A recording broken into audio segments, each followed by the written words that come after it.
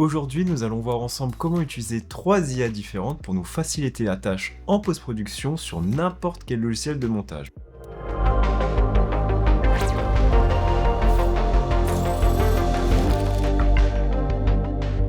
Donc voilà, nous sommes actuellement sur Premiere et là on fait face à un problème. Dans le rush qu'on utilise, il y a du bruit en arrière-plan. Ceci est un rush que l'on va utiliser dans la vidéo. Comment cleaner son audio via une IA. On se retrouve tout de suite en post-prod. Alors en l'occurrence, ceci est un rush que j'ai record pour cette vidéo là. Et le bruit que vous entendez en arrière-plan qui est assez désagréable, c'est le projecteur que vous voyez ici. Donc vous pouvez cleaner la voix manuellement sur Premiere Pro en allant dans Fenêtre et en ouvrant Amélioration essentielle de l'audio. Vous sélectionnez l'audio qui vous intéresse, vous cliquez sur Dialogue et ensuite vous faites plein de petites manipulations pour avoir une voix clean.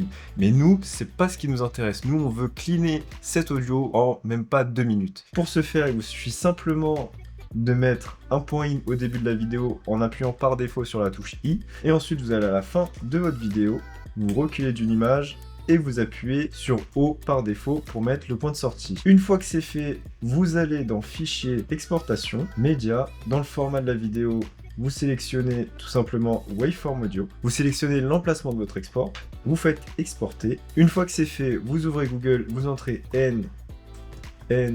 Adobe, vous cliquez sur le premier lien. C'est Adobe qui a créé une IA pour cleaner votre voix. Et franchement, vous allez voir, c'est hyper rapide et efficace. Vous allez kiffer. Vous faites Choose Files.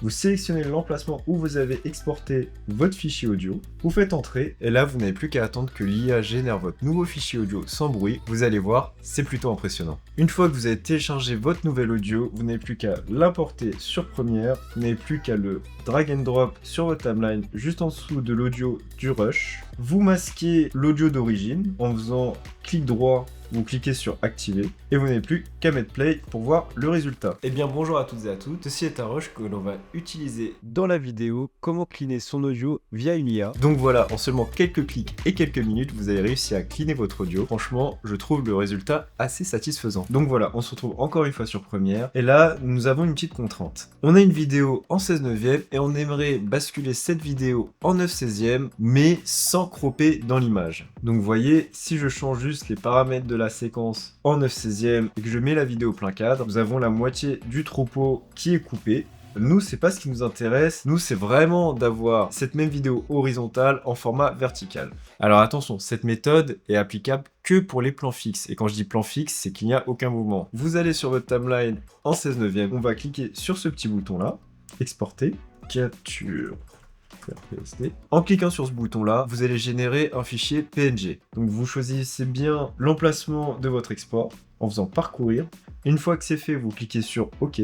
Ensuite, nous n'avons plus qu'à ouvrir Photoshop. Une fois sur Photoshop, vous cliquez sur Nouveau fichier. Vous créez un espace de travail en 1080 par 1920 ou en 2160 par 3840, ça dépend si vous avez une séquence en HD ou en 4K sur Premiere Pro. Nous en l'occurrence, notre séquence est en HD, donc on va créer un espace de travail en 1080 par 1920. Vous faites créer. Ensuite, vous importez la capture d'image que vous avez fait sur Premiere Pro. Une fois que c'est fait, vous allez juste masquer l'arrière-plan. Ensuite, vous sélectionnez le petit outil rectangle. Vous allez remplir l'espace vide.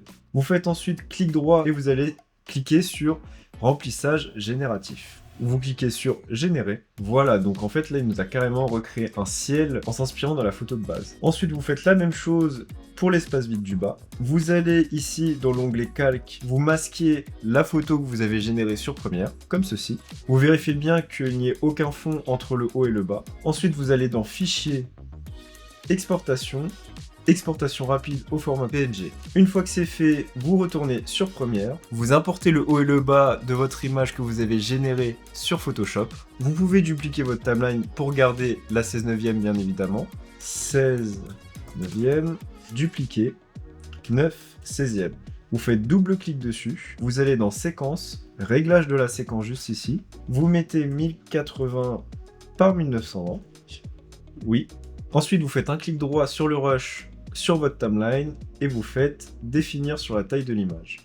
Et pour finir, ce qu'il nous reste à faire, c'est tout simplement mettre le haut et le bas de l'image. Vous cliquez sur le PNG que Photoshop vous a généré, vous faites un drag and drop sur votre timeline juste au-dessus de votre rush. Maintenant, vous n'avez plus qu'à étirer ce calque sur tout le plan en question. Vous mettez play.